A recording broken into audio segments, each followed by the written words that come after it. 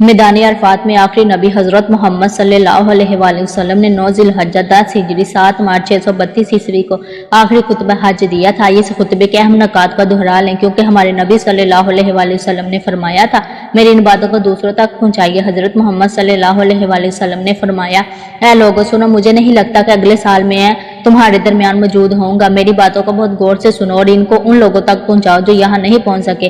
اے لوگو، جس طرح یہ آج کا دن، یہ مہینہ اور یہ جگہ عزت و حرمت والے ہیں، بالکل اسی طرح دوسرے مسلمانوں کی زندگی عزت اور مال حرمت والے ہیں۔ تم اس کو چھین نہیں سکتے۔ لوگوں کے مال اور امانتیں ان کو واپس کرو، کسی کو تنگ نہ کرو، کسی کا نقصان نہ کرو تاکہ تم بھی محفوظ رہو۔ یاد رکھو تم نے اللہ سے ملنا ہے اور اللہ تم سے تمہارے مال کی بباد سوال کرے گا۔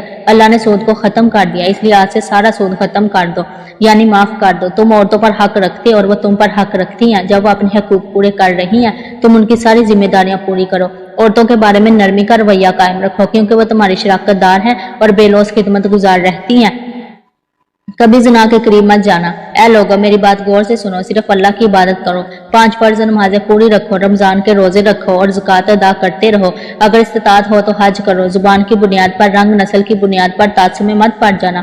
کالے کو گورے پر اور گورے کو کالے پر، عربی کو اجمی پر اور اجمی کو عربی پر کوئی فوقیت حاصل نہیں۔ ہر مسلمان دوسرے مسلمان کا بھائی ہے۔ تم سب اللہ کی نظر میں برابر ہو، برتری صرف تقویٰ کی وجہ سے ہے۔ یاد رکھو تم ایک دن اللہ کے سامنے اپنے مال کی جواب دہی کے لیے حاضر ہوگے۔ خبردار رہو، میرے بعد گمراہ نہ ہو جانا۔ یاد رکھنا میرے بعد کوئی نبی نہیں آنے والا، نہ کوئی نیا دین لایا جائے گا۔ میری باتیں اچھی طرح سے سمجھ لو، میں تمہارے لیے 2 چیزیں چھوڑ کے جا رہا ہوں، قرآن اور میری سنت۔ اگر تم نے ان کی پیروی کی تو تم کبھی گمراہ نہیں ہوگے۔ سنو، تم جو لوگ موجود ہو اس بات کو اگلے لوگوں تک پہنچانا اور پھر وہ اگلے لوگوں کو پہنچائیں، اور یہ ممکن ہے کہ بعد والے میری بات کو پہلے والوں سے زیادہ بہتر سمجھ اور عمل کر سکے۔